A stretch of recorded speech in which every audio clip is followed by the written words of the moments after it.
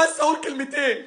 انتوا رجاله بتستحقوا الصعود قسما بالله، بس اللي صعدنا ربنا سبحانه وتعالى عشان حاسس بينا، عشان حاسس بالمصريين قسما بالله. ما ينفعش الشعب ده ينام زعلان، ما ينفعش الناس دي تنام زعلانه. قسما بالله قسما بالله قسما بالله ربنا حاسس بينا، والله العظيم ربنا حاسس بينا وحاسس بالمصريين. عشان حرام قسما بالله نلاعب منتخب اسمه الراس الاخضر وبيلاعبنا بالاحتياطي وسبع لعيبه، سبع لعيبه الاساسيين مريحين ويتعادلوا معانا في اخر لحظه. لا حرام والله، والله العظيم حرام.